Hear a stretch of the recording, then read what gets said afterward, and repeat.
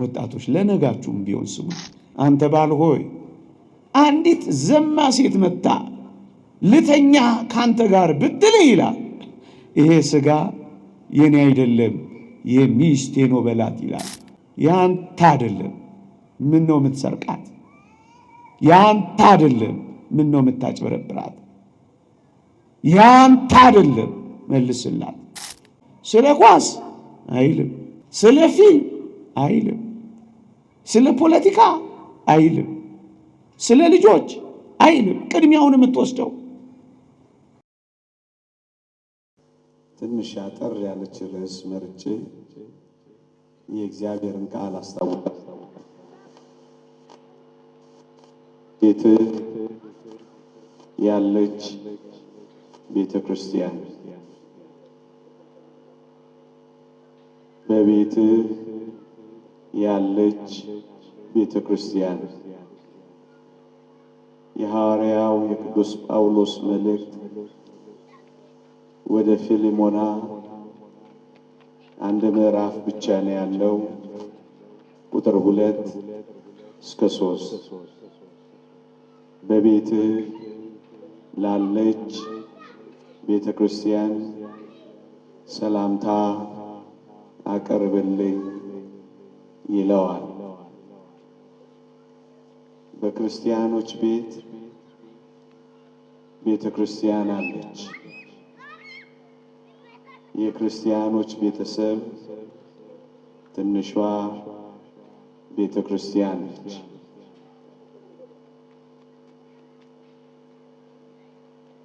ይህንን ትምህርት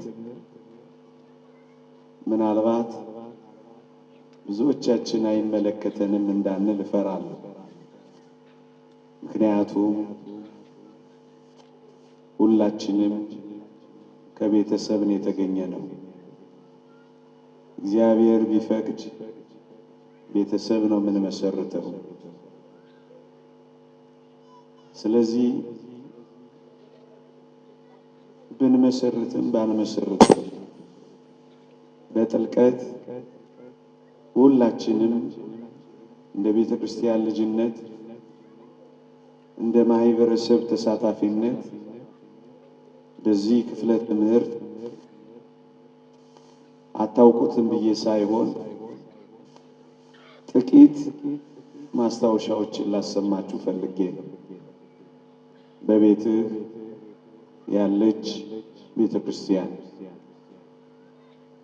ክርስቶስ ቤተ ክርስቲያንን የመሰረተው መስቀል ላይ ነው። ክርስቶስ ከጎኑ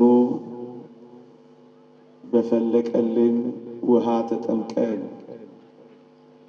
ከጎኑ ያገኘነውን ደም ጠጥተን ነው ቤተ ክርስቲያን ሕያው የሆነችው። ልብ በሉ፣ ከጎኑ። ሁለተኛ ክርስቶስ መስቀል ላይ ሲሞት ነው ቤተ ክርስቲያንን ያስገኘው። የክርስቶስ ሞት እንቅልፍ ተብሎ ተጠርቷል። በአባቶቻችን ትምህርት እግዚአብሔር ከእንቅልፍ እንደሚነቃ የወይን ስካር እንደለቀቀው እንደ ኃያል ሰው ተብሎ የተጠቀሰው ቃል የክርስቶስን ሞት እንቅልፍ ብሎታል። ክርስቶስ በመስቀል ላይ በሞት ሲያንቀላፋ ነው ቤተ ክርስቲያን የተገኘችው። ልክ እንደዚሁ የክርስቲያኖች ቤተሰብ ወይም ደግሞ እንዳጠቃላይ እግዚአብሔር ለሰው ልጆች የሰጠው ቤተሰብ ልክ እንደዚሁ የተመሰረተው። አዳምን አስታውሳችሁ፣ አዳም ከጎኑ አጥንት ነው ቤተሰብ ትሆነው ዘንድ ሔዋንን የሰጠው። ከክርስቶስ ጎን ቤተ ክርስቲያን እንደተገኘች ከአዳምም ጎን የትዳር አጋሩ ወይም ቤተሰቡ ተገኝታለች። ክርስቶስ መስቀል ላይ በሞት ምክንያት አንቀላፍቷል። ክርስቶስ በሞት ምክንያት ቢያንቀላፋም በመለኮቱ ሕያው ነው። በሥጋ ሞተ፣ በመለኮቱ ግን ሕያው ነው ብሎ ቅዱስ ጴጥሮስ እንደጻፈልን ልክ እንደዚሁ አዳም ጨርሶ የሞት ያክል እንቅልፍ አልተኛም። ደግሞ አለው ጨርሶ የሞት ያክል እንቅልፍ አልተኛም። ከጎኑ ሔዋንን ሲሰጠው ደግሞ ንቅት አላለም። ሊቃውንት እንደሚያስተምሩት ማዕከለ ነቂህ ወነዋም ይላል። በመተኛትና በማንቀላፋት መካከል ነበር አዳም። ያኔ ነው ከጎኑ ቤተሰብን የትዳር አጋርን የሰጠው። ልክ ክርስቶስ በሥጋ ሞቶ በመለኮቱ ሕያው እንደሆነው አዳምም በማንቀላፋትና በመተኛት መካከል ሆኖ ነው ቤተሰብን ያገኘው። ለምን ይመስላችኋል? እግዚአብሔር አዳምን እጅግም ያላነቃው እጅግም ያላስተኛው በሁለቱ መካከል አድርጎ ከጎኑ አጥንት አውጥቶ ቤተሰብ የሰጠው። ሊቃውንተ ቤተ ክርስቲያን በዚህ ጉዳይ ላይ አስገራሚ ጥቆማ ይሰጡናል። እንዲህ ይላሉ። አዳም እንደነቃ እግዚአብሔር ከጎኑ አጥንትን ቢያወጣ አዳም ነቅቷልና ያመዋል። ካመመው ደግሞ ከጎኑ የተሰጠችውን ቤተሰብ የትዳር አጋሩ ሊጠላት ነው። ስለዚህ እንዳይጠላት አላነቃው። ነቅቶ ከሆነ ያመዋል። የህመሜ ምክንያት ናት እያለ ህመሜ እያለ እንዳይጮህባት እጅግም አላነቃውም ይላል። ደግሞ በጣምም አላስተኛው። ይሰማችኋል? ግን አሁን እርግጥ ቅድምም ይሰማል። ልቀጥል አይደል? ጭልጥ ብሎ ቢያስተኛው ኖሮ ይላሉ ደግሞ ሊቃውንት ከጎኑ አጥንት አውጥቶ ሲሰጠው ምትሃት ስለምትመስለው እያያት ይፈራት ነበር ይላሉ። ስለዚህ እግዚአብሔር ያለ ማንቃትን እጅግም ያለ ማስተኛትን በሁለቱ መካከለኛ ደረጃ ከጎኑ አጥንት አወጣ ይላሉ። ክርስቶስ በሥጋው ሞቶ በመለኮቱ ሕያው ሆኖ ከጎኑ ቤተ ክርስቲያንን እንዳስገኘ ማለት ነው ወገኖች። ስለዚህ እንዳይጠላት፣ ስለዚህ ምትሃት እንዳይመስለው፣ እንዳይፈራት እንደዚህ አድርጎ ነው ቤተሰብን የመሰረተው። ይህን ንጽጽር ዝም ብለን የምንናገር እንዳይመስላችሁ። ንዑድ ክቡር የሚሆን ሐዋርያ ጳውሎስ በኤፌሶን መልእክት ምዕራፍ 5 ላይ ክርስቶስ ቤተ ክርስቲያንን እንደወደዳት ባልም ሚስቱን እንዲሁ ይውደዳት ብሎ በክርስቶስና በቤተ ክርስቲያን በባልና በሚስት ያለው ንጽጽር ሐዋርያው ቅዱስ ጳውሎስ አስተማረን። ዮሐንስ አፈወርቅ አብራርቶ ተረጎመልን። የተወደዳችሁ ክርስቲያኖች እቺ ትንሿ ቤተ ክርስቲያን ወይም እቺ ቤተሰብ ልክ ቤተ ክርስቲያን እንደተመሰረተችው ነው የተመሰረተችው። ለዛ ነው በቤት ያለችው ቤተ ክርስቲያን ሊል የቻለው ይላል ዮሐንስ አፈወርቅ። ክርስቶስ ቤተ ክርስቲያንን ወዷት ምን አደረገላት? ባጭር ቃል ክርስቶስ ቤተ ክርስቲያንን እንደወደዳት ይልና መልሱን እኛን መልሰው ባጭር ቃል ክርስቶስ ቤተ ክርስቲያንን ወደዳትና ሞተላት። ለዚህ ነው ቅዱስ ጳውሎስ ባልን ሚስቱን ይውደዳት ሲል በውስጡ ሞትላት የሚል አስደናቂ ድምፅ አለው። ክርስቲያኖች፣ ትንሿ ቤተ ክርስቲያን በቤታችን ያለችው መሰረቷ ፍቅር ነው። የቤተ ክርስቲያን መሰረት የክርስቶስ ፍቅር እንደሆነ የዚች የትንሿ ቤተ ክርስቲያን በየቤታችን ያለችው ደግሞም ነገ የምትመሰርቷት ወጣቶች መሰረቷ ፍቅር ነው። ለዚህ ነው ክርስቶስና ቤተ ክርስቲያን ባልና ሚስት አድርጎ ቅዱስ ጳውሎስ ያቀረበው። ክርስቶስ ማንን ነበር የወደደው? ይሄ ደግሞ በጣም አስፈላጊው ነጥብ ነው። እዩ፣ ክርስቶስ ቤተ ክርስቲያንን ወደደ። ምን አይነቷን ቤተ ክርስቲያን? ቅዱስ ጳውሎስ በኤፌሶን መልእክት ምዕራፍ 2 ላይ አስደናቂ ገለጻ ይገልጻል። እንዲህ ይላል፣ በጨለማ ትመላለሱ ነበርና ይላል። ወገኖቼ፣ እኛን ክርስቶስ ሲወደን ጨለማ እያለን የወደደን። ጨለማ ምን ይወደዳል? ጨለማ ግርማው ያስፈራል እንጂ ምን ይፈቀራል? ክርስቶስ ግን እኛን የወደደን ቤተ ክርስቲያንን ያፈቀራት ደግሞም የሞተላት ጨለማ እያለች ነበር። የብርሃን ሥራ ጽድቅ ትታ በኃጢአት እየኖረች ነበር ክርስቶስ ያፈቀራት። በአጭር ቃል ቅዱስ ዮሐንስ አፈወርቅ ይህን ሲገልጽ ጨለማ የሚለውን ሲተረጉም መልከ ጥፉ እያለን ወደደን ይላል። አዎ፣ ምን ደም ግባት ነበረን ክርስቶስ ሲወደን። ምን የሚማርክ ውበት ነበረን ክርስቶስ ያፈቅረን። መልከ ጥፉ ሆነን ወደደን። አንድ ሁለተኛ፣ መልከ ጥፉ ብቻ ብንሆን እሰየው። በጣም የሚደንቃችሁ ግን ምግባራችን እንዳይደግፈን በመልከ ጥፉነታችን ላይ ምግባረ ክፉ መሆነን ተገኘን። ቅዱስ ዮሐንስ አፈወርቅ ይህን ሲያብራራ በምቀኝነት ትመላለሱ ነበርና የሚለውን የቅዱስ ጳውሎስን ቃል ያመጣል። አያችሁ፣ መልከ ጥፉ ብቻ አልነበረችም፣ ምግባረ ክፉም ነበረች። ስለዚህ ክርስቶስ የወደዳት ክርስቶስ የሞተላት ምግባረ ክፉዋን መልከ ጥፉዋን ነው።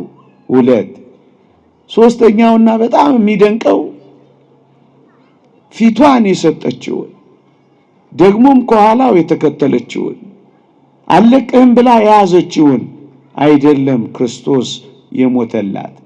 እናስ ጀርባዋን የሰጠችውን ከሱ የኮበለለችውን በጣዖታትና በርኩሰት ማመንዘር በየተራሮቹ የተደፋችውን እሷን ነው ጀርባዋን የሰጠችውን የወደዳት።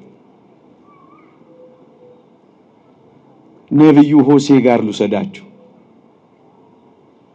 ጎሜር የተባለች ሚስት እንዲያገባ ታዘዘ። አገባ። መጣች፣ ወለደች፣ ከበደች። ከዛስ ምሳሌያዊ ትምህርት ጥላው ኮበለለች ነቢዩ ሆሴ። ከዚያ የእግዚአብሔር ድምፅ መጣ። ምን የሚለው? ሂድ ኮብላዋን ጀርባዋን የሰጠችህን ካንተ የኮበለለችውን በየተራራው በማመንዘር የምትኖረውን ገዝተህ አምጣት አለው። እና ነቢዩም እንዲህ ይላል ትንቢተ ሆሴዕ ምዕራፍ 3 በ3 ስቅ መስፈሪያ ተኩል ገብስ ገዛኋት ይላል። መጀመሪያ ወደዳት፣ ወደደችው፣ ኮበለለች፣ ጥላው ሄደች፣ ገዝቶ አመጣት። ልክ እንደዚሁ ክርስቶስ እኛን በእጆቹ አበጃጀን፣ በአፉ እስትንፋስ እፍ አለብን፣ በፍቅር ድምፅ አናገረን። ፍቅር አልወድ ብለን ኮበለልን፣ በደም ዋጋ ደግሞ ገዝቶ ተሸከመን። ጀርባዋን የሰጠችውን የወደደው ያልኳችሁ ለዚህ ነው። እናም ወደዚህ ደግሞ ወደኛ ቤት እንምጣ። እንዲህ ይላል ክርስቶስ ቤተ ክርስቲያንን እንደወደዳት፣ ባሎች ሆይ ሚስቶቻችሁን ውደዱ ሲል ምን ማለት ነው? በእርግጠኝነት እኛ ባሎች ጀርባዋን የሰጠችንን አይደለም ያገባ ነው ወይም የምናገባው ወይም የትዳር አጋር መርጠን የምንወስደው ወይም ቤተሰብ የምንመሰርተው ጀርባዋን የሰጠችንን አይደለም፣ ፊቷን የሰጠችንን እናትና አባቷን ትታ የመጣችው አብራ የተከተለችንን ከኋላ የተንከራተተችው እጆቿ እስኪጠበስ ድረስ ለኛ የምትተጋው ከኛ ጋር አብራ የምትጠበሰውን እሷን ነው ሚስት አድርገን የወሰድነው። ታዲያ ክርስቶስ ጀርባዋን ለሰጠች፣ ከሱ ለኮበለለች፣ ፊቷን አይደለም ጀርባዋን ሌላ ለወደደች፣ ሌላ ላፈቀረች፣ ሌላ ለተከተለች፣ ተከትሏት ካፈቀራት አንተ የትንሿ ቤተ ክርስቲያን ራስ ባል ሆይ ሚስትህንም እንደዚህ ውደዳት። ክርስቶስ ጀርባዋን ለሰጠችው ከሞተላት፣ ፊቷን ለሰጠችው፣ አብራ ለተከተለች፣ ከአንተ ጋር በመንከራተት ለምትኖር ሙትላት ቢባል ምን ይደንቃል? ክርስቶስ እንደዛ ለሆነችው ከሞተላት፣ አንተ እንደዚህ ለሆነችው ብትሞትላት ምን ከባድ ትእዛዝ ታዘዝ። ለዚህ ነው ክርስቶስ ቤተ ክርስቲያንን ባል ሚስትን እንዴ ትንሿ ቤተ ክርስቲያንን የመሰረትከው አንተ ባል ሆይ ምግባረ ክፉዋን መርጠህ እኮ አይደለም፣ ምግባረ መልካሟን በስነ ምግባር ያጌጠችውን በበጎ ትሩፋት ያሸበረቀችውን ለጽድቅ የምትመችህን እንቁረብ ብትላት እሺ የምትለውን እናስቀድስ ብትላት እሺ የምትለውን የታረመ መልካም ጸባይ ያላትን አይደለም እንደ የመረጥከው? ታዲያስ ምግባረ ክፉ ለሆነችው ከሞተላት ምግባረ መልካም ለሆነችው ክርስቶስ ለቤተ ክርስቲያን አንተ ደግሞ እንዲች ላለችው ሙትላት። ትንሿ ቤተ ክርስቲያን በፍቅር ትመሰረታለች። ደግሞስ ቢያንስ ከመልክ መልክ፣ ከደም ግባት ደም ግባት፣ ከውበት ውበት ጥቂት እንኳን አልመረጥንም። ምን እንዋሻለን? ታዲያ ክርስቶስ እንዲህ ላለችው ጨለማ ከሞተላት የትንሿ ቤተ ክርስቲያን ራስ ባል ሆይ ደመ ግቧን፣ መልከ መልካሟን፣ በጽድቅ ሥራ የምታበራዋን፣ በክርስቲያናዊ ሕይወት የምታንጸባርቀዋን እሷን ሞትላት። ክርስቶስ ለቤተ ክርስቲያን፣ ትንሿ ቤተ ክርስቲያን ባል ለሚስቱ። የተወደዳችሁ ክርስቲያኖች ክርስቶስ ለቤተ ክርስቲያን ያልሰጠው ነገር የለም። ደግሞ አለው። ክርስቶስ ለወደዳት ለሞተላት ቤተ ክርስቲያን ምንም ያልሰጠው ነገር የለም። ራሱን ሰጣት፣ ስጋውን ሰጣት፣ ደሙን ሰጣት። መኑ ዘሬ የመራዊ ዘይጠብ ስጋው በጊዜ ከብካቡ። በሰርጉ ጊዜ ስጋውን ቆርሶ የሚያበላ ደሙን አፍሶ የሚያረካ እንዲህ አይነት ሙሽራ ያየማን ነው ትላለች ቤተ ክርስቲያን በቅዳሴዋ።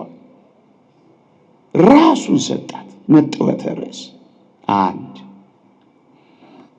ልጅነትን ሰጣት።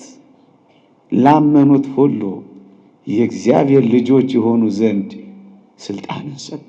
ባለስልጣን አደረገ። ምን ያልሰጠን ነገር አለ?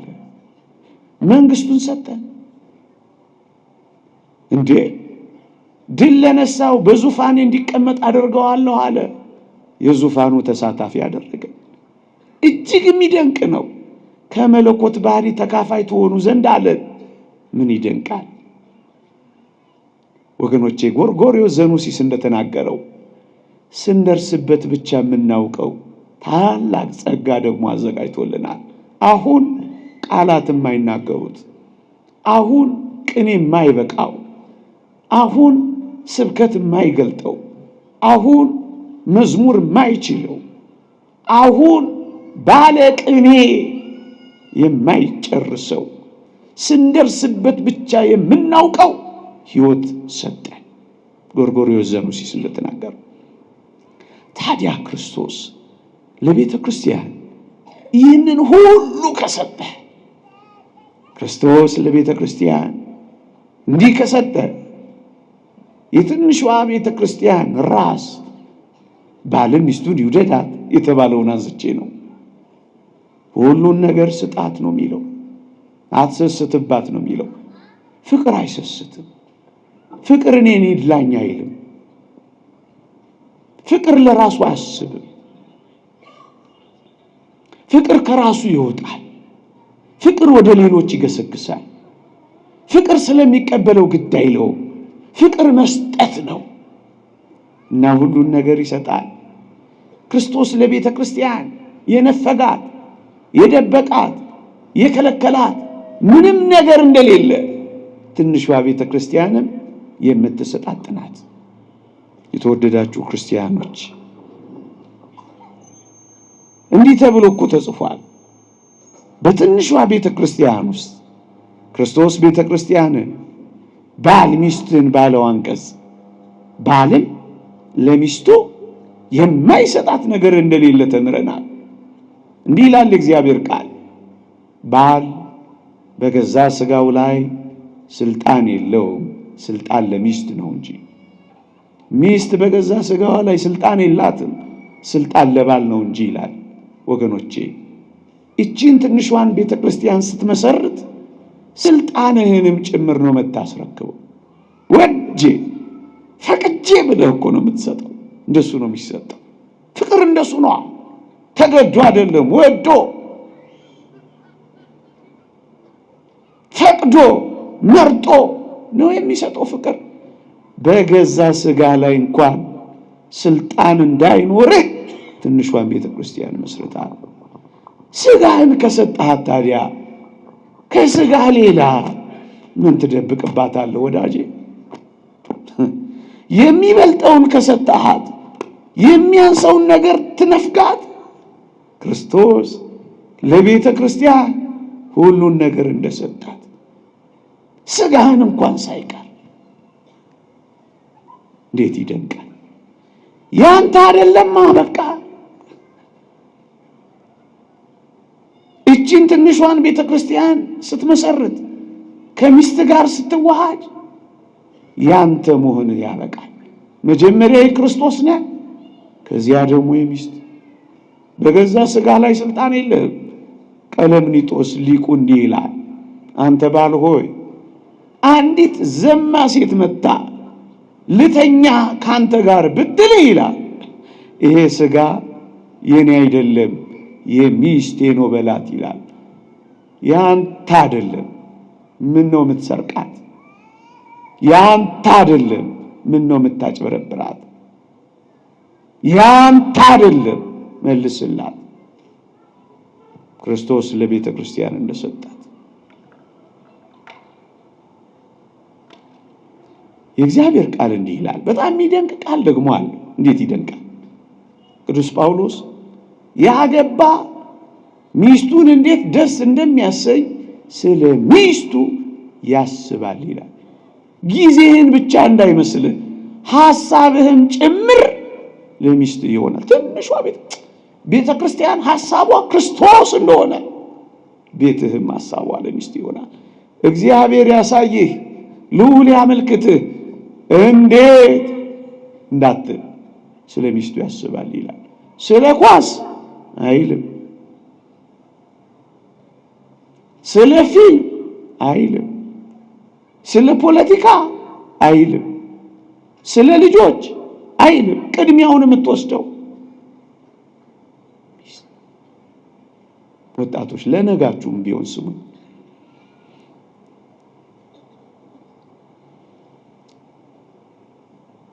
ያላገባ ግን እግዚአብሔርን እንዴት ደስ እንደሚያሰኝ ስለ እግዚአብሔር ያስባል ይላል ቅዱስ ዮሐንስ አፈወርቅ።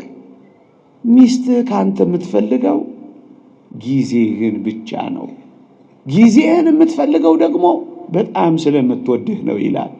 ጊዜዋን በቢራ ቤት፣ ጊዜዋን በግሮሰሪ፣ ጊዜዋን በወላጆችህ፣ ጊዜዋን በጓደኞችህ፣ ጊዜዋን በቴሌቪዥን ቻናሎች አትተካባት።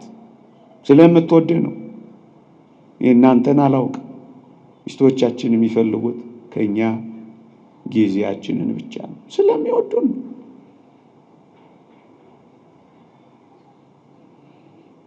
ታዲያ ገንዘብን መደበቅ ምን ይባላል? የኔ መባባል አለው የለው? ከራስህ እንዴት ትደብቃለህ? ስጋ ከሆነች ከተዋሃደች ስጋ ስጋውን ሊደብቀው ይችላል? ስጋ ስጋውን ሊሰውረው ይችላል? አይችልም። የኔ መባባል የለም። አበቃ። እንኳን በትንሿ ቤተክርስቲያን በጉባኤ ቤተክርስቲያን እንኳን የኔ መባባል እኮ ይጠፋል። ስለነዛ መነኮሳት አልሰማችሁ? ይህ ዓለም ግን የሚጣላው እንዴት ነው ብሎ ጠየቀዋል አንዱ መነኩሴ። አንደኛው መነኩሴ እንዴት እንደሚጣላ አታውቅም? ይህ ዓለም ኧረ አላውቅም። በል አስጠናሃለሁ ነገ። እንዴት? አሁን ይሄ ዳዊት ያንተ ነው አይደል? አዎ ስጠኝ አለው። ሰጠው። ያንተ ነው፣ እኔ ወስጄዋለሁ። ጠዋት ቅዳሴ በፊት ኪዳን ላይ ስንገናኝ አለው ይሄ ዳዊት እኮ የኔ ነው ትላለህ አለ። እኔ ደግሞ ቆጣ ብዬ የኔ ነው እልሃለሁ አለ። አይደለም የኔ ነው ትልና ንቅ ታደርገኛለህ። ከዛ እንጣላለን። እያለማመደው ሬርስ እያደረጉ እኮ ነው ዓለሙ እንዴት እንደሚጣላ ተግባራዊ ልምምድ ሊያሳየው። በነጋታው ከቅዳሴ በፊት ተገናኙ። ልክ አስጠኚው እንዳስለመደው ዳዊቱን ሲያይ የዳዊቱ ባለቤት ይሄ ዳዊት እኮ የኔ ነው አለው። ያኛው ድራማውን በደንብ እየሰራ ነው። ዞር በል ከመቼ ወዲህ ነው ያንተ የሆነው? የኔ ነው አለው። ያኛው እውነትም ተበሳጨ። ድራማው ቀጠለ። እንቅ አደረገውና የኔ ነው ብሎ ወደ መጣላት ጫፍ ቀረቡ። ያኛው አስጠኘው ምን እንዳለ ታውቃላችሁ? ድንግጥ ብሎ ያንተ ነው? አዎ በሉ ሰደው አላ። ለመጣላት ተቀጣጥረው መጣላት እንኳን የማይችሉ የፍቅር ሰዎች እኮ ናቸው ክርስቶስ ያደረባቸው። አንዱ ዝቅ በማለት ውስጥ ምን ጸብ አለ? ባልንጀራን በማስቀደም ውስጥ ምን ቁጣ አለ? ባልንጀራ ካንተ ይልቅ እንዲሻል በሱ ውስጥ ምን ቅናት አለ? ጎበዝ፣ ጠብና ጦር ከወዴት ይመነጫሉ? በዚህ ሕይወት ውስጥ ቤትህም እንደዚህ ነው። ቤተ ክርስቲያን እንደዚህ ከሆነች አንተ ቤትም እንደዚህ ነው የሚሆነው። ክርስቶስ ለቤተ ክርስቲያን አትንፈጋት፣ አትከልክላት፣ አትደብቃት፣ እየሸጎጥ ወስደህ አትጣልባት። ጠረጴዛ ላይ አስቀምጠው፣ የልብህን አውራ፣ ግልጥልጥ በል፣ ተገላለጥ። ሶስተኛ ክርስቶስ ሰውነቱን ሳይከፍል ሰውነቱን አዋህዶ እንደ ሞተ መሰንጠቅ፣ መከፈል፣ መለያየት እንደሌለባት ቤተ ክርስቲያንም እንደማትከፈል ትንሿ ቤተ ክርስቲያንም ያንተ ቤትም ምን አይከፍላት። ክርስቶስ ሰውነቱ ካልተከፈለ ክርስቶስ ተከፍሏልን እንዳለ ቅዱስ ጳውሎስ ቤተ ክርስቲያንም የክርስቶስ ናትና ከነገድም ከቋንቋም ከወገንም ዋጅተህ አንድ አድርጋታልና እሷም እንደማትከፈል ያንተ ቤትም ምንም እንዳይከፍላት እንዳትከፈል። ለዚህ ነው የእግዚአብሔር ቃል እግዚአብሔር አንድ ያደረገውን ማን ይለየዋል የሚለው። አይለይም።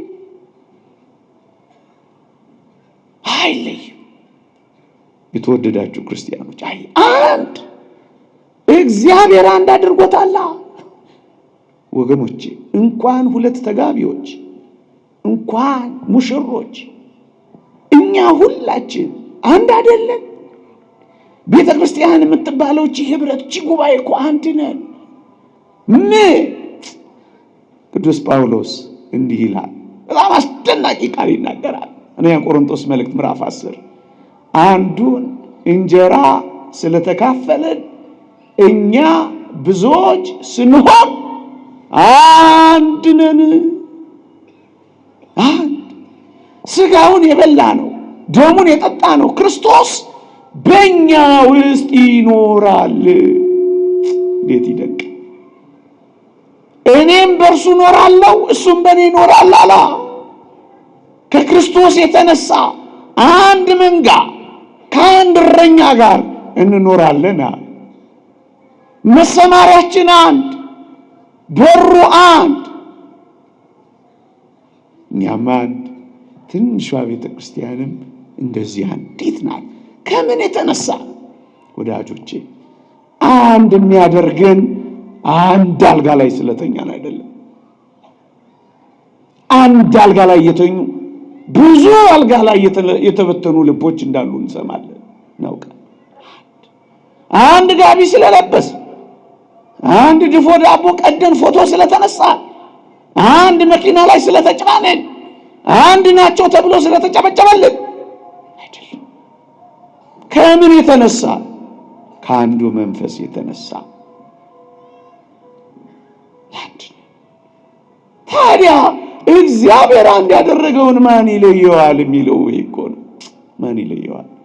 ምን ስልጣን አለህ አንተ ለመለየት? እግዚአብሔር አንድ ያደረገውን ሰው አይለየው ሲል አንተንም ጭምር እኮ ነው፣ አንቺንም ጭምር ነው። ሰው አይለየው፣ ሰው አይለየው። እንዴት ይደንቃል! ስለዚህ እቺ ትንሿ ቤተ ክርስቲያን በትንሹም በትልቁ በሚረባው በማይረባው በሆነው ባልሆነው አትከፈል፣ አትለያይ፣ አትበጠስ። በሶስት የተገመደ አይበጠስም ያለው ለሱ ነው፣ ክርስቶስ ስላለበት።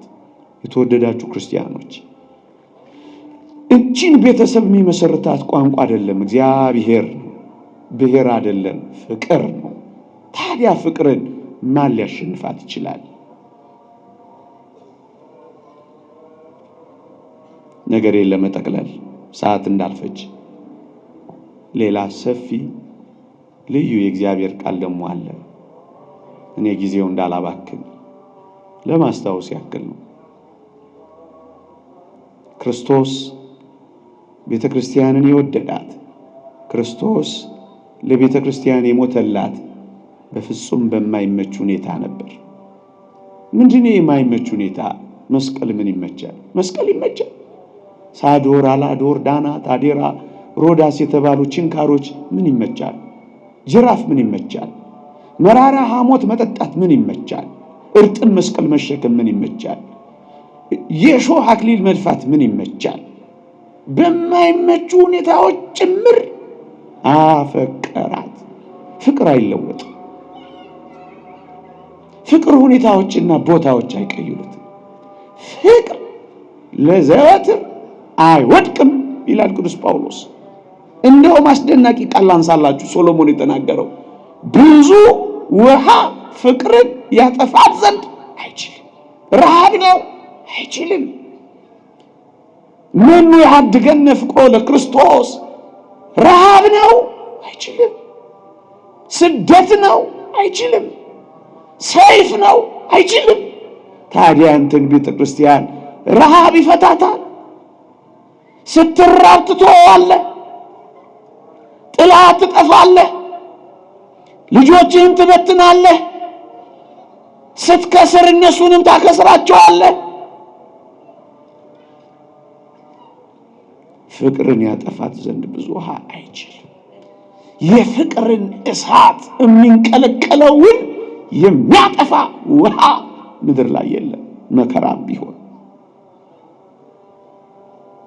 ክርስቶስ በማይመቹ ሁኔታዎች እንደወደደ በዚህ ዘመን ቤተሰቦች ሆይ፣ በተለይ የትንሿ ቤተ ክርስቲያን ራስ ባል ሆይ፣ ባይመችም ውደዳት፣ በማይመቹ ሁኔታዎች አፍቅራት። ውደዳት። አብርሃምና ሳራን እንዳትረሳቸው። 3 ጊዜ ድንኳናቸውን እየነቀሉ ድንኳናቸውን እየተከሉ ተንከራተዋል። በረሃብ ምክንያት ተራባ፣ ተጠማ። እንደዚህ ያረጉ የሚኖሩ ብዙዎች አሉ። እንደሱ ነው የኖሩት። በድንኳን የኖሩት ተከራያ ዕጣ ንጣ። ታዲያስ የእግዚአብሔር ቤተክርስቲያን ትንሿ ቤተክርስቲያን እንዴት ትፈርሳለች? እንዴት ትተዋለች? እንዴት ችላ ትባላለች? እንዴ በጣም የሚደንቅ ነገር። ሳራን ትንሽና ድንቃትና እናብቃ። እኔ በጣም ትደንቀኛለች። ደም ግባቷንና ውበቷን አቤሜሌክ የሚባለው ንጉሥ አየና ቤተ መንግስት እንድትገባ ጥያቄ ቀረበላት። ወደዳት። ቤተ መንግስት ግቢ አላት። እሷ የምትኖረው የት ነው? ከአብርሃም ጋር በድንኳን። ምን ይመቻል ድንኳን? እንጃ። አሁን ያላችሁ እንደዚህ ኑሩ ብትባሉ ትኖሩ?